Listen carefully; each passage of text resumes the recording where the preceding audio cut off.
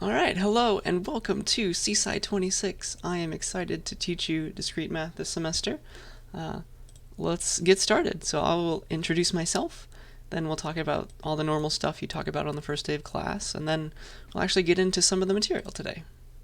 Alright, so a little bit about me. So hi, my name is Lawton Nichols. I use he and him pronouns, and just in case you never come to office hours, let me get on Zoom so that you can see my face. At least once. Hello. The lighting is horrible in here and my hand is cut off. So it's nice to meet you. I will close this and quit out of that. So I will respond to Mr. Nichols, Dr. Nichols, Professor Nichols. I know how to spell professor. But if you would like, I would prefer it if you would just call me by my first name. Call me Lawton.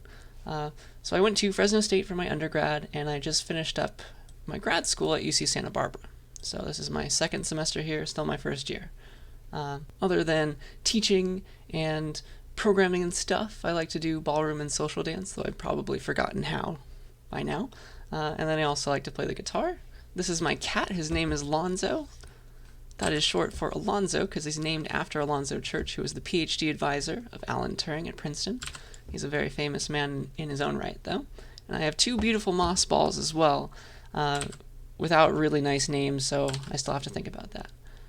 So this is going to be a weird semester, just like last semester if you had me, or you took classes.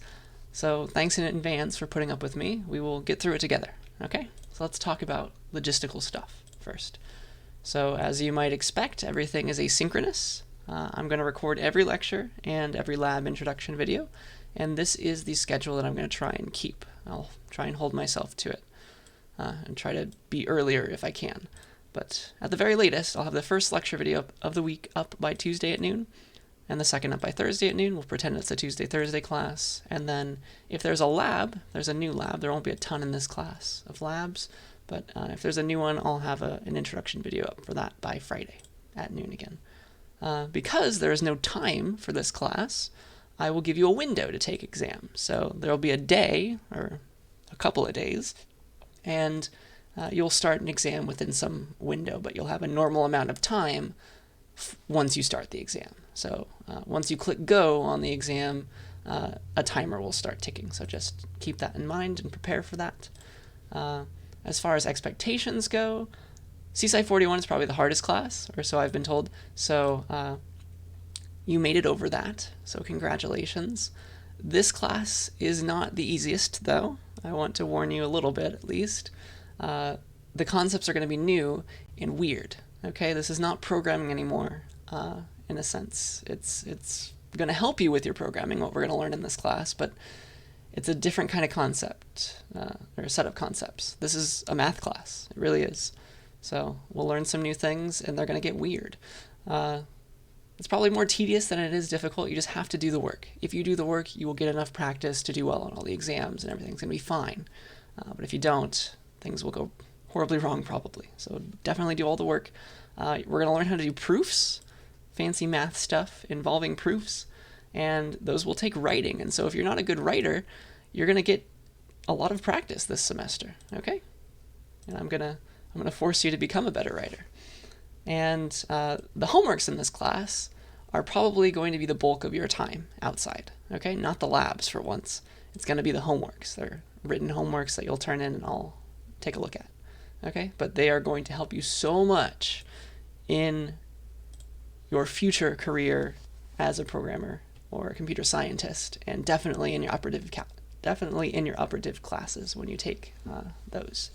Okay, so this is a 4-unit class, and as the saying goes, you'll spend 4 hours in class and up to 8 hours outside of class some weeks. So this might happen to you, okay, depending on your skill level. Prepare to spend some time outside of class, this much, okay? That being said, I don't want to scare you away or anything. I will be here to help you as much as I can, okay? I'm here for you, and I will have plenty of office hours, and I encourage you to come to all of them. All right, so let's jump to the syllabus and get started. So we're going to have homeworks and programming assignments, and I'm going to call those labs. At least every couple of weeks you're going to get a new one, okay? And this is one of the few CSCI classes, like I said, where the homeworks matter a lot more than the labs. So let's go to the syllabus. It's on the home page. Just click syllabus. And I'll just click it again to download it in full, the third time, in fact, so that I can make it giant for us. And yeah, so just the standard syllabus, objectives, outline, and things. It's a long list of stuff. That's why it's not the easiest class in the world. We'll talk about the textbook. You should have set up your virtual machine by now. Yeah, so this is probably where you want to be, and we'll get to that soon. Okay, so there are going to be 2 midterms in this class, one a third of the way through the class, and one 2/3 of the way through the class, so week 6 and week 12. And your grade breakdown is the following. So written homeworks, that's the bulk. 25% of your grade is going to come from that. 15% of your grade will come from labs that you're going to complete and turn in on the virtual machine. And then 10% of your grade is going to come from reading assignments from your textbook. Okay, so plan on that. And then 5% will be from weekly check-in surveys on Canvas. So that's going to be how I take attendance, so make sure that you're doing those. And I do have to drop you if you don't complete the first one, or if you miss a couple during the drop deadline. And then each midterm will be 15% each, and then the final will also be 15%. Okay, hopefully that's not too bad. So that's the grade breakdown. It's probably what you care about the most. And there will definitely be some extra credit, at least a letter grade's worth of extra credit. Yeah, just do the check-in surveys, or you might get dropped, okay? And you'll definitely lose the points. Okay, as far as homeworks go, it's going to be a written assignment that you're going to turn in. You can like write it down on paper and scan it, or like type it up in Word, whatever you want, as long as you get it back to me. And I'm not going to be super harsh because it's a homework. But I'm going to make sure that you at least get over the majority of the questions correct, because we're going to go over those kinds of questions in class. And so if you get at least like a C on the homework and you attempt every problem, then you really get an A, okay? Then I'm going to give you 100%. That's the idea. Homeworks are for practice, and they are very important. Another very important thing is due dates in this class. So every assignment, except for the check-in surveys, they'll be due a little bit later. They'll be due at 5 p.m., okay? And I want you to get used to that. Okay, that makes sure that I am awake when things go horribly wrong right before or right after things are due. Okay, so plan on things being due at 5 p.m. I do make one exception though, so please contact me if this applies to you. If you work full-time or you care for a child or something that really limits significantly your availability, contact me and I'll extend your due dates to midnight, okay? Or 1 minute before midnight on the same day. Okay, so that's due dates. As far as late submissions go, I'm pretty lenient. So I'm going to accept some late stuff. I will accept late Zybook readings, labs, and check-in surveys up until the last day of instruction. So complete it as late as you want. If something goes wrong, just do it the next week. It's fine. But I will impose a hefty penalty on that. You can turn it in whenever you want, but you're going to drop 50% the second you are late. Okay? And then I'm not going to allow any late homework submissions, though, so keep that in mind, because I'm going to release the answers for you to study. Okay, dropping lowest scores. I will drop your 3 lowest homeworks, because those are going to be the most numerous, and I will also drop your 3 lowest Zybook readings, because those will kind of go hand in hand with the homeworks, and there won't be a ton of labs in this class. I'm only going to drop 2 of them, because there won't be too many. Okay, I'm going to give you all these slides, all this code that I'm going to write, everything that I write on the slides with my fancy tablet. Definitely make sure that you're getting the virtual machine working. Okay, make sure that that is ready to go, because that's what you'll work on your labs with. Okay, so it's going to be a computer assigned of a computer, and you're going to submit all your labs to the class server, which you don't really have to interact with. Unless you really want to, you can contact me and I can give you the information for that. But you're going to, everything's automated. You're going to turn in your stuff through the virtual machine. That's going to connect to the class server with your account that I've made for you. Okay, so yeah, make sure you watch the video on Canvas so you can start your lab on time. And do look at the resources page on Canvas if you're in need of a laptop to run the virtual machine, or a better internet connection, because the one at your house is maybe not the best. The school will help with both of those things. So they'll give you a laptop, and they'll also give you like a MiFi router thing. So please take advantage of that if you need it. As I was saying, the class server, you don't really have to touch. You're just going to be turning things in with it. And I made you all accounts, so make sure that you followed along with the video and you changed your password and all that. And all right, we're flying through this so we can actually get to a real lecture. Zybooks is going to be our textbook. So it's online, it's virtual, and it's really cool because there are animations. So it's like textbooks in Harry Potter, for example. That's how it's going to be. Okay, everything's cool and interactive. And I think that's going to help. So you can buy it in one of two ways, from the bookstore or directly from Zybooks. And you should definitely check the prices, because for my CSCI 40 textbook, it was cheaper to go from Zybooks themselves. But on the other hand, it might be easier to return from the bookstore. So you're going to have to make up your mind and read that fine print. Okay, yeah, all the assignments are up right now. And yeah, go ahead and read ahead. It won't hurt you. If anything, I'm going to extend the due dates, so you are set. So let's look at the Zybook really quickly so you can see what's going on here. Here is our Zybook. And yeah, here's the first chapter. Let me go to a random spot in it, and you can see what's going to happen. So fancy stuff. And then you have these activities that you will complete, and that's how you get credit for reading the chapters, okay? And fancy animations that you're going to watch. And you have to watch them to completion to get credit for everything, okay? You press play and things like that.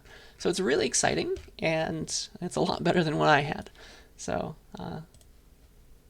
that's nice. That is iBooks. Very quickly, you will get very well acquainted with it soon. Here are all your assignments. You can see what's going to be due and when.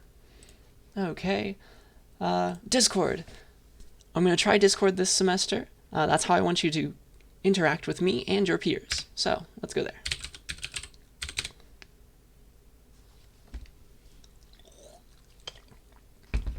So I've made a bunch of channels, and when you start out, you'll be plopped into this welcome channel, I hope. And then you'll add the student role, add whatever role is associated with this class. Looks like it's the Fox, so you can add the Fox role. And then optionally add your pronouns, and then read about how to make cool messages, especially with syntax highlighting. That'll come in handy. And then talk to me on the CSCI 26 channel if you have a question, or you can talk to your peers, they can answer it. What I want you to do, if you can, is ask questions publicly on our channel. But if you have a question that involves sharing answers or lots of code, I would prefer it if you sent me a direct message or DM, okay? So to do that, you can right-click on me. I can't do it because I'm myself. You can right-click on me and go to message, and that'll send me a DM, okay?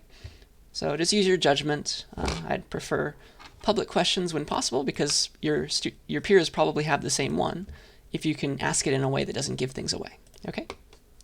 And yeah, just use Discord if you can, because my email is a mess. And that is that. I'll try to respond within 24 hours on weekdays, 48 hours on weekends. I might be online, but not respond to you. I don't hate you. I'm just probably doing something else. Sorry. Okay, come to office hours. They will be on Zoom. You can get to them very easily from the homepage. Just click Lawton's office hours. These are not set in stone yet, so come back here like in a week or right before you're trying to go to office hours or the day before. I will try and get these all arranged, but there are some meetings that I know I have to go to that haven't been scheduled yet. Okay? So this is when I'd like to have my office hours, every Wednesday, every Thursday, every Friday from these times. But we'll see if that works out. Okay. You can also make an appointment, and the link to get on Zoom is this one. Just click this, or if things are going wrong, just use all this stuff, okay? So that's how to reach me during office hours. Please come to those. And then finally, before we start the real meat of the lecture, I just want to highlight, and I'm sure you're well aware of this by now, that you're going to get stuck in this class, okay? And I really want you to ask for help sooner than later. There is no virtue in staring at your screen for 2 hours because you really want to get this yourself. If you're stuck, and I want to help you, okay? So let's pick a time. Say, if you've been stuck on something for 30 minutes, I want you to ask for help. On Discord, go to the tutorial center, come to office hours, something, okay?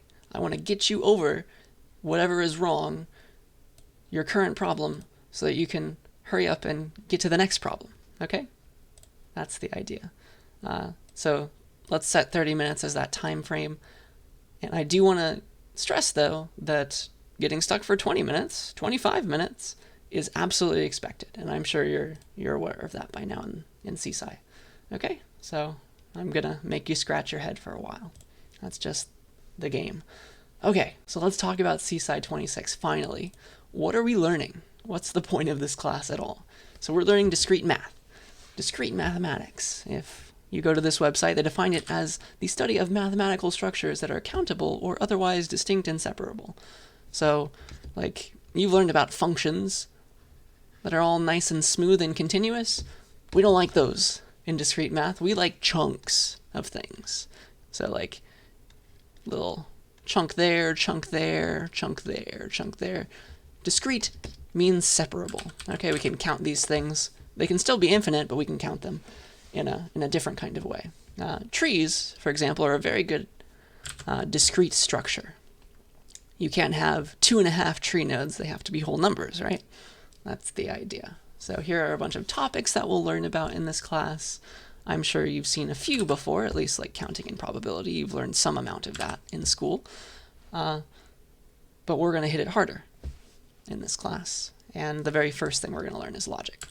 And here's a fun example from Wikipedia. This might look like a tree, but it's really called a graph. It's a tree relative, okay, and has some more lax guidelines on what is a graph. So we'll get into those later in this class, and feel free to read ahead if you're interested. So the first thing that we're going to learn is logic, so let me prove to you that it is useful, okay? Let me motivate it to you. So logic is just the study of formal reasoning, which sounds really boring, but it's going to be useful, I promise, okay? So here is our first in-class exercise, and I want you to like pause the video, think about this. So what does it mean for a vector to be sorted? What should the definition of a sorted vector be?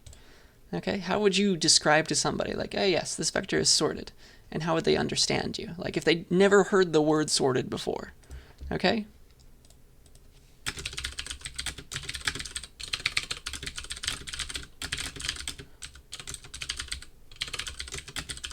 How would you define it to me?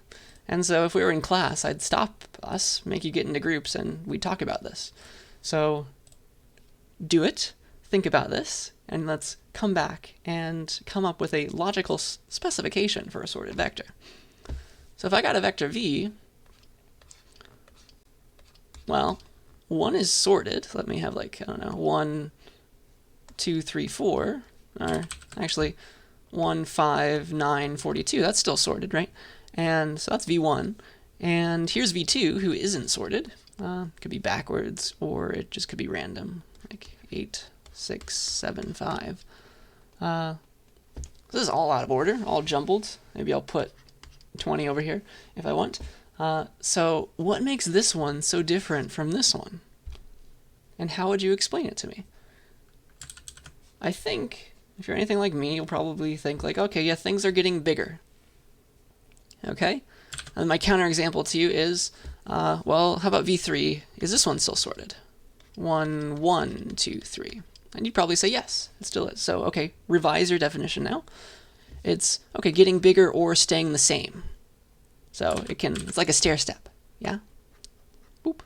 That's a sorted vector. So how would you describe that? How would you formally describe that? Because in math, we want to make sure that we don't make any mistakes. In programming, we want to make sure that we don't make any mistakes. So the idea for a logical specification for a sorted vector, this is what I would come up with. So take any two indices. Let's pretend we have two indices in our vector, like because we know we can go from 0, 1, 2, all the way to 3, right? Let's let I and j be indices.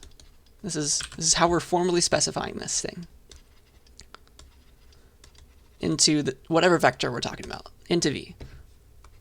Let I be less than j. Okay? So, like, this could be I, this could be j. I'm going to make I come before j. Okay? If v is sorted, if it's sorted, I'm saying that that's equivalent to, or a logical operator that we're going to learn. V is sorted if and only if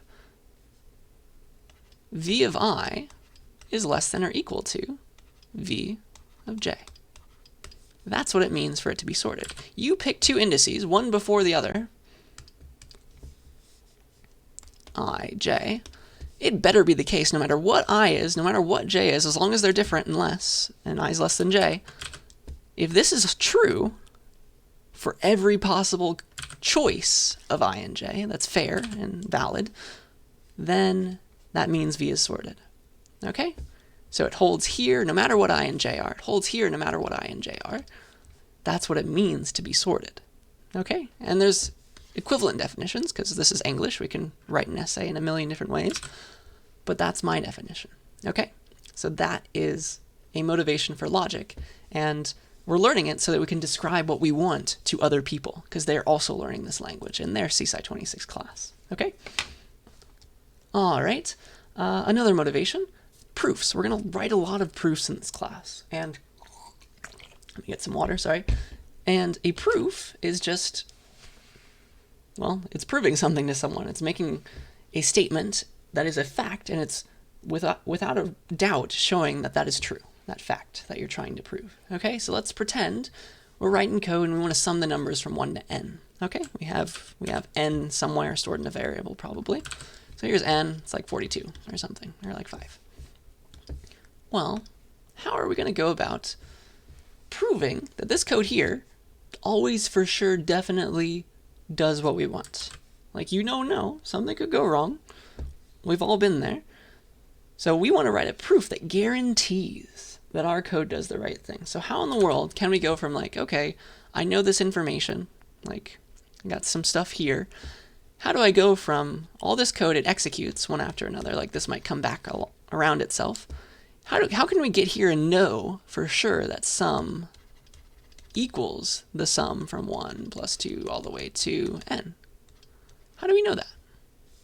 How can we prove that? So the way we can guarantee this is with a proof, and it involves using loop invariance. Oops, a stray little mark, sorry. And so it's based around preconditions and postconditions. So a precondition is something that's true before a statement gets executed, okay? And a postcondition is what's true after a statement gets executed. It's just something that's true or false, but we're trying to prove that it's true. And so what we want for this entire loop is a postcondition of this. I'll just rewrite it. That, let's see here. Sum is equal to 1 plus 2 plus ... plus n. Okay, we'd like that, because that's what we're trying to prove, right? And you might have noticed, I'm getting there, that this is an incorrect piece of code. Okay, we're going to get there, and we're going to notice it. Okay, so let's talk about preconditions and postconditions now. So a postcondition of this line, so after it gets executed, the postcondition is that sum is 0. Okay? And after this line, we know that sum is 0 and I is 1. And now we get to a loop, which could execute as many times as it wants to. So we need something stronger now. We need what's called an invariant. An invariant is something that's always true, no matter what. No matter how many times the loop executes, we want a statement that's always true, and that'll help us with our proof, because we don't care how many times the while loop executes, because this thing should always be true. And so a loop invariant, in fancy math terms, it's a loop invariant is true after k executions of the loop for every k. 0, 1 time, 2 times. That's the idea. And so what we'd like is this loop invariant to hold. The sum is always equal to 1 plus 2 plus ... all the way to I minus 1. So it needs to be true before the loop and after every iteration. So is it true right now?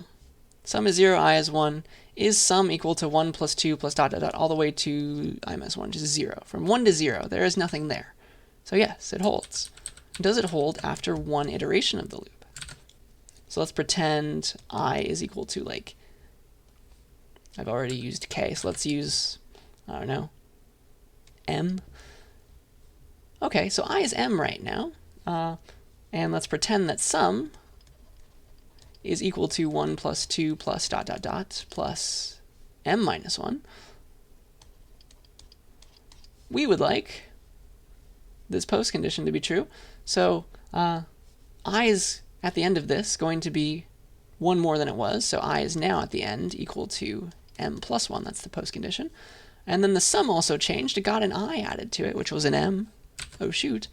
So sum is now at the end of this loop, one iteration at least, 1 plus 2. I know I'm going fast, I'm just hand waving, but it works. All the way to m now, okay? And so, oh man, does this respect the loop invariant still? Because I is m plus 1, m minus 1 is m plus 1 minus 1 is m, which is I minus 1, if that all made sense. So the loop invariant holds no matter how many times this loop gets executed. And so now at the very end of this loop, we would like the post condition, this one, to be true. What do we know based on the loop invariant? Well, we know that, well, the while loop failed, so this must be false.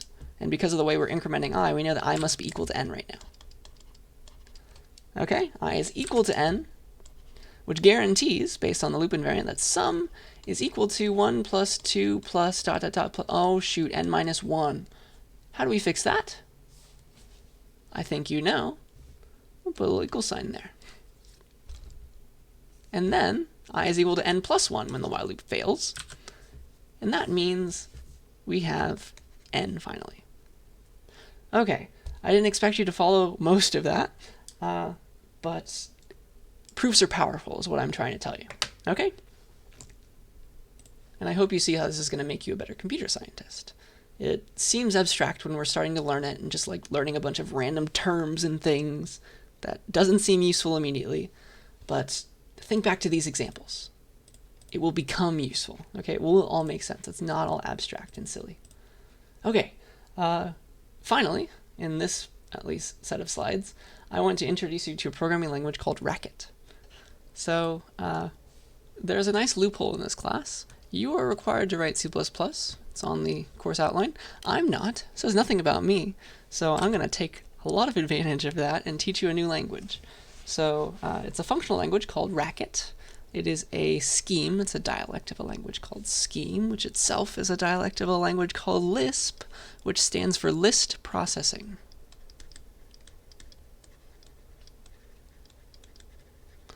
So we will enjoy our lists in this class. Okay.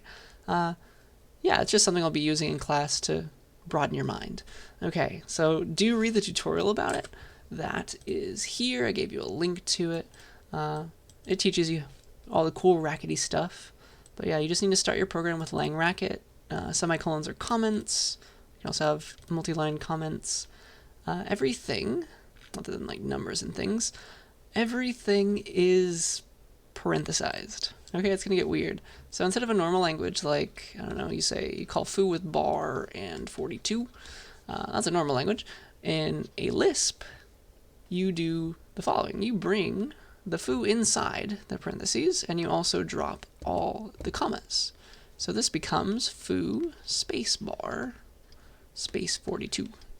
Okay, so you're going to get very used to this, I promise, but it does look weird when you're starting out. I encourage you to not look at the parentheses, look at the indentation. Okay? You can indent however you want, but I'm going to indent in a nice way. So you can use parentheses, these little angle brackets, and also curly braces.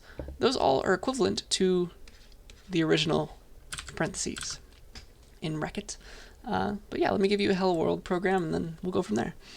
So the first thing I want to do is, all right, we'll do a hello.racket file. And I'm in my code from class folder. I'm going to give you all this stuff. I am going to use Emacs for my editor of choice for this class. You can also use Visual Studio Code. I've installed that. I've also installed Vim on this virtual machine. Of course, you can install whatever you want. Hopefully like one of those. So let me write the first program now. Dun, dun, dun. So I don't know why this is not working, but it's not. So there we go. All right. So you guys say lang racket, and then after that, you can print somehow. One of the printing functions is called printf. stands for print with formatting. Hello world, new line. So that's my function call. You see that? It's weird. And racket is compiled as you run the program. All right, it compiles things as you run it. So I say racket hello.racket on the terminal, and it runs the program and prints out hello world. Cool, huh? So I have that one file, and we can do more, of course. So where do I want to go from here? Let me show you the REPL first of all. So racket, if you run it by itself, opens up a REPL, which stands for read eval print loop. Eval for value, evaluate, of course. It's very useful because you can give it short snippets of code and it will execute it for you. So it's good for doing like quick math and stuff. Plus 2, 3. Yeah. I don't know. Plus 2, 3, 4. Plus 2 times 7, 8. Aha. That's fun. So racket's nice for those things. Let me introduce the next stuff, making variables and functions with defined, and then also structures like we have in C++. So I guess you can probably read this quicker yourself. You just say define, and then you give a variable or a function, and then it's either the value or the body. All right, so let me edit a file called, I don't know, cool stuff.racket, and I'll just use that for the rest of time. Who knows why it's not starting in the right mode, but that's okay. So you say lang racket, and then you can say define stuff. Define, I don't know, pi 3.14, and then you can start using it. Like, of course, you can run the program, you can print stuff out. In racket, there is no main function. Code just starts executing, as you have seen. Or you can load it in the REPL and play around with your definitions. So you say enter exclamation point, and then the name of the program. This is cool stuff .racket. And so now I can get out pi and do stuff with it. I don't know. Times pi r squared. Okay, so that's fun. You can also make functions, of course. You can make a, I don't know, print from 1 to n function. And I'm not going to test you on any of this racket stuff, remember, but you will get used to it. And when it's a function, you put like these marks as if you were going to call it, and that defines the variable. So print from 1 to n, and then I can use an if statement or a cond. There's two different ones, and they are both useful. I am going to use cond first, I think. There's equality conditionals. So there's an if statement, and then there's also cond and match. So that's a thing. So here's the body. I'm inside the body of this function now, and I'll put this on its own line, but it's not really supposed to be there. We'll fix it later. So the body of print from 1 to n, well, we need to figure out what n is. This is going to be a recursive function. There's lots of recursion in racket. So you say cond, and it is customary to not use parentheses anymore for what you're testing. You use the little brackets. So if n is 0, or how about if n is 1, that can be our base case. If n is 1, I would like to printf 1 new line. Yeah, that's our base case. And moving on. Otherwise, else, I want to do a few things. I want to, well, first, I want to print from 1 to n minus 1. Minus n1, of course. And then I want to, let's see, print my n, because that's the last thing in this recursive function. And to print a random thing, a given thing, you say tilde a, and it'll get replaced with that thing when you put it there. Okay, that's how it works, printf. So that's the else case, that's the cond, and this parenthesis is customarily put there. So just read it without the parentheses. You see how it makes sense when you read it without the parentheses? Just forget they're there, and it'll all work. Okay, so let's save this, reload the file in the REPL, and call it print tab works from 1 to 5. Hey. Okay, and don't call this with a negative number, obviously. That will blow the stack. Okay, let's define struct. You can define your own structures, data structures, of course. So you do that in Racket with struct, and then you give the name of the struct. So let's do like, I don't know, 2D point, maybe. And it has X and Y. That's how you define it. And so this implicitly defines 2D point, of course, but it also gives you some helper functions to like extract things. So this automatically defines a couple functions that I'll show you. Dun, dun, dun. So if I just start typing 2D dash point tab a bunch of times, so I get 2D point to make a point, then I have X and Y. This one is auto-generated and it's not important right now. And this is also useful. Okay, so I make, along with 2D point, 2D point X, that gets the X, 2D point Y, that gets the Y, and then 2D point question mark, that checks if this thing that you're giving is actually a 2D point. So define P, let's make a 2D point, I don't know, 5, 7. Yeah, so let's reload the file. Let's look at P. It doesn't print out cool, but we can extract things from it. So 2D point X, P, that's the 5. The Y is the 7. Okay, cool stuff. And then the question mark checks if something is a 2D point. So P totally is, number sign T for true, but like 42 is not. Okay, cool stuff. Obviously, because that's the name of the file. Okay, lists. I have to show you lists because this is Lisp. That's a tongue twister. Okay, so a list, you can make it like this. You can say define L, or L1 as list 1, 2, 3. So that's a list containing 1, 2, and 3. Reload the file. Let's look at L. Oh, oops, L1, my bad. And it prints it out to you like this. So really, everything between parentheses is secretly a list because that's the shorthand for it. It's like, this is a list, and we're quoting it. We can't do this. It would be nice if we could do this. Technically, this is what the list is, but we don't want to evaluate this. It thinks that 1 is a function if we do it like this.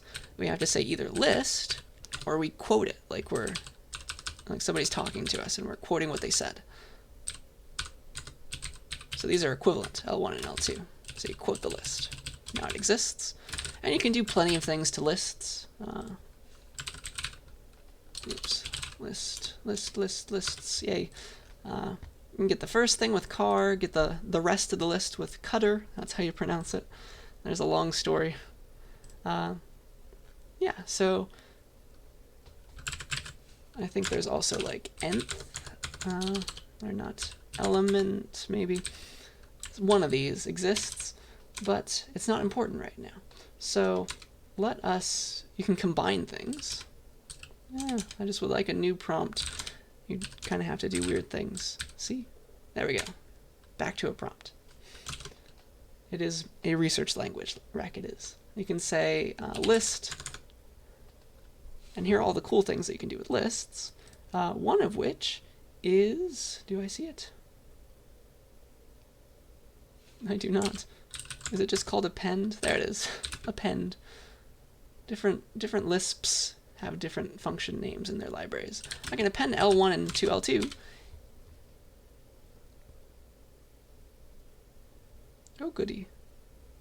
Can't reference an identifier. Oh, I didn't reload the file. That would be useful.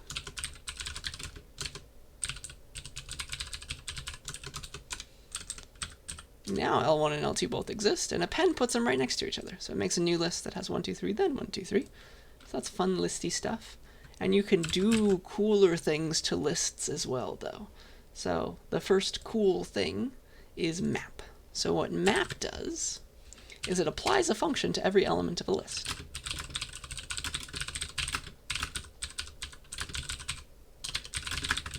So let's make a +2 function.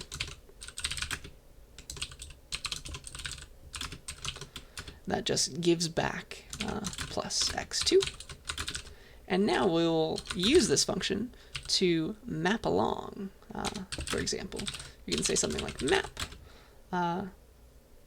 +2 on L1.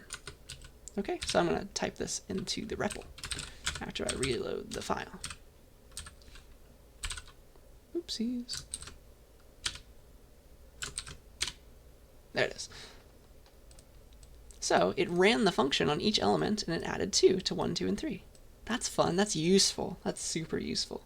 Okay, that's map. But what if I wanted to like map +4?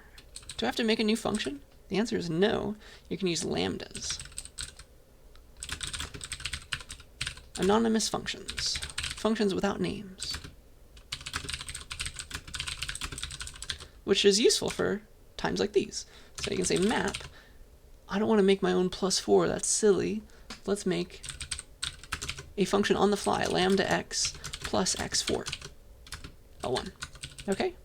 So this is a function without a name. It just starts with lambda. So map this function, the one that gives back x plus 4, and I forgot a closing parenthesis. I put it in the wrong spot, onto the list L1. Okay, so now it's 5, 6, 7. Isn't that nice? That goes there, that does not go there. So lambdas are useful for that. They will come in handy. Filter is similar to map. It works on a list and it takes a what's called a predicate that we will learn in this class, and it filters the list based on when the predicate is true. So it's best shown with an example, something like filter lambda x greater than 1. There is x greater than 1. Filter that function over the list L2. Okay, so I think you can take a guess as to what this might do, but you give it a function and then a list, and it takes all the elements of the list for which this function returns true. Okay?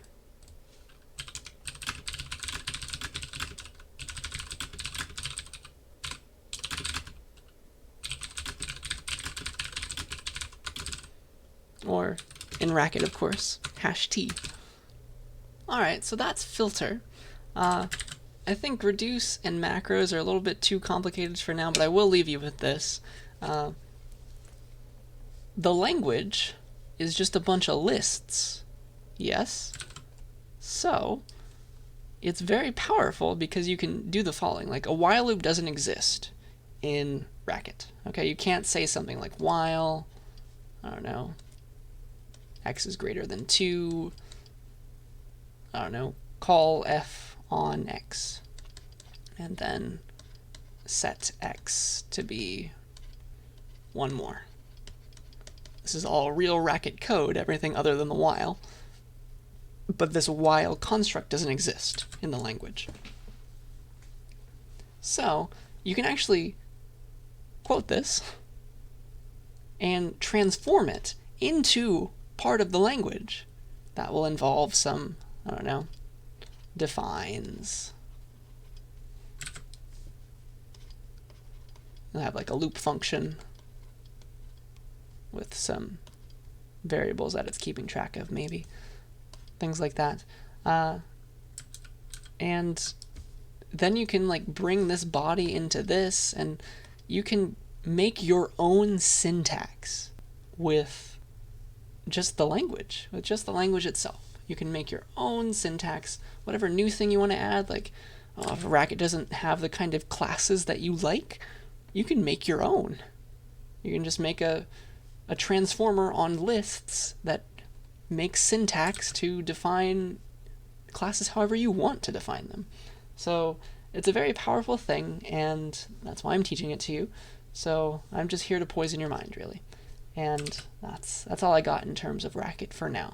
So with that, I'd like to move on now to like the real lecture, the actual content that I'm required to teach you in this class. So let's go there now. Okay, now we're ready. All right, we are back. So we only have like 15 minutes left of the class, so let's start these slides on logic and then get out of here. So I do want to say that I am releasing your 0th homework now. It should be up there already for you, but it's not going to be due for a while. I still have to finish these slides, of course. So it's here, though, down here in the homeworks. I think this is called a module on Canvas. It'll be down here. This should all be unlocked for you. You should see more than just this, but the homework and the lab, and we'll get to the lab later, and then all the zyBooks assignments as well. Okay, so just want to remind you of that. Maybe get started, because some of the problems you're going to be able to do the second I give an example of one. Okay, so let us get started. Here's all the stuff that I am teaching you. This is from the outline that's going to be in this set of slides. Okay, so the very first thing is propositions. That's a fun word, and we will get very acquainted with them, and logical operations. So what can we do with true and false? Oui and non. Okay, so a proposition, it's just a statement that's either true or false, and true has many names, and false also comes by many names. So true can be true, false can be F, T, and F. You can have, the symbol is pronounced top, and this symbol is pronounced bottom. Those are very theoretical, mathy symbols for true and false. Then you got your 1 and 0, yes and no. If you're an electrical engineer, high and low voltages for true and false. All this fun stuff. And so that's a proposition. It's just something that can be either true or false, and then we can combine propositions using logical operations. Okay, they combine propositions using input-output rules. And you actually know a few already, but just to make it clear, we can define a logical operation however we want. Like if we say that true and false, or true happy face false, happy face is our new operation. True happy face false is true. Maybe happy always means it gives back true. So like, I don't know, false happy face false is also true, and then all the rest of the other combinations are also true. Something like that. So that's how we can define our own logical operations, and you can tell that there are quite a few different options. So you can have true true, you can have false true. Those are your 4 operations for the happy face operator on 2 variables, 2 logical variables. So let us get acquainted with a logical operation that we know and love already. It's called AND. And so you say AND when you want to combine 2 things, and you want them both to be true. So like, I like cats and squirrels is true because I both like cats and I also like squirrels. Those 2 statements are true at the same time, P and Q, and give variables to those propositions. Okay? And so a truth table is something you might have already seen when you were defining the AND operation. That's the double ampersand in C++. A truth table, it shows the truth value of these propositions. So this combined thing, this operator, for every possible combination of truth values for the variables that exist. So this is a binary operation. It's called AND, and it's in math, the symbol is this. It's like a little wedge statement. So that's the symbol for AND that you will see from now on. And well, it takes 2 things because it's a binary operator, which means that there are 4 options total, because P can be both true and false, Q can be both true and false. So for every 2 times 2 combination, we have to give an output value. And you know the true false output relation for AND already. You know that in order for the output P and Q to be true, both P must be true and Q must be true. Okay, so that's the symbol for logical AND. It's this little caret thing. And you can remember it as it's an A without the little dash right there. Somebody got lazy. Okay, so that is AND because it's almost an A. And in logic, it's also known as conjunction, like you're combining things. Con means like with in Latin, yeah? So, yeah, that's AND. You already know it. Just keep in mind that there's only one way to make it true. Both of these things have to be true, P and Q, okay? So that's fine. You remember it. You also know OR, okay? This is called inclusive OR, and it's the double pipe from C++. So what OR is, well, you can combine things a bit more laxly, okay, if that's a word. Here's an example. So you can take this class if you took CSCI 41 here, or if you took an equivalent data structures class somewhere else, okay? If either of those is true, you can take the class, okay? All of these different cases. That's fine for you to be in this class, right? And it's totally cool if you did both as well. Like, okay, you took CSCI 41, and you also took another data structures class. That's totally fine. You're still allowed to be in this class. You can have both. Have your cake and eat it, okay? So this is logical OR. It's the opposite. It's like you flip it around, the and it becomes OR, okay? And my mnemonic for you is, like, remember the word vortex. It looks like a V, and OR is right after that, okay? So it's like a vortex of all the truth values. Beautiful, right? And OR is usually called disjunction in the fancy math textbooks, so just keep that in mind if you ever see it. And yeah, it's kind of like, there's a thing called duality that we don't need to get into in this class, but OR, inclusive OR, is the dual of and, in that there was only one way to make and true, and there's only one way to make OR false. You see that? That's pretty cool. And this is called inclusive OR for a reason. You're allowed to have both, okay? Because of this line, it's called inclusive OR. That true right there. There's another kind of OR that you know about already in real life. Okay, this is a new operation that you haven't really seen. Okay, it's called exclusive OR. Okay, and we don't use it a whole lot in CSCI. You'll actually use it quite a bit in CSCI 45, but most of the time it's not needed in like real life programming, unless you're doing very low level number stuff. Okay, so here's an example of exclusive OR. Pretend that you're at a restaurant. Oh, I would love to be at one day soon, right? Super salad, the waiter says, comes free with your entree, okay? And you know, because you are paying for this, that you don't get both, right? You don't get both soup and salad unless you're at a very interesting restaurant. But usually when the waiter says this, they mean you get one or the other, okay? You cannot have both. So this truth table shows the outcome for exclusive OR. It's the operator. It looks like this. It's like an X turned a bit sideways and then an O around it. Okay? I'll actually keep that. So exclusive OR is very similar to normal OR, inclusive OR.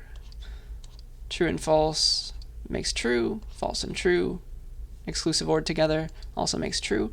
But the key difference is if P and Q are both true, P XOR Q, P exclusive OR Q is false because you cannot have both. Okay, this one line makes all the difference. So just look, if I flip quickly between these, see how they change. Okay? Inclusive OR, exclusive OR. Now you know the difference and you'll remember it for the rest of time. Okay? All right, how about negation? You already know this one as well. It's the not operator from C++. It's the exclamation point. And for example, if like this was my P is I ate breakfast, then not P, which is symbolically represented as that, not P, it means that I did not eat breakfast. That's the idea. Okay, so the symbol is this weird looking thing. Maybe you can imagine it as a diving board, and the person who's about to dive is about to flip over, because that's what negation does. It takes true and makes false. It takes false and it makes true. It flips the logical value. Okay? So remember the diving board and you are set. That is negation. And now we're ready to have our first real question. Okay? So I would like to structure this class in a way that lets you prepare for your homeworks. So I'm going to have very similar questions in class, and if this were like in a real classroom, I'd have you get into groups and like work on these problems together, but I'm just going to ask you to like pause the video and think about it yourself. So this is our first real in-class exercise. The one before didn't really count. So a lot of people abbreviate this as ICE, ICE, and our mascot here is the crush. I don't know what that means. Some kind of bull, I think. So we're going to call our in-class questions, drum roll. I'm very sorry about this, but It's fun for me. We're going to call them crushed ice. Yes, we are. Now we'll copyright this. Okay? So what I want you to do is to read this blue stuff. We're defining some propositions, P and Q. P means I have taken CSCI 41, and Q means I have taken CSCI 45. And I want you to do A, B, and C. Let's start with A. I haven't taken CSCI 41. How would you, using P and Q and logical operators, express this fact? Okay, so pause the video, come back. Assuming you're back, what do you think? I feel like Dora the Explorer. You're totally right. I haven't taken CSCI 41. That deals with P. So we need to do something with P here. And this means I have taken it, so we want the opposite. The opposite is the negation. So expressed in logic, I haven't taken CSCI 41 is not P. Okay? How about B? Give that one a try. I've taken CSCI 41, but not CSCI 45. And this is a tricky one because there's the word but. And that's not an operation. We have to think about this at a higher level. So what is true about the universe in which this sentence is true?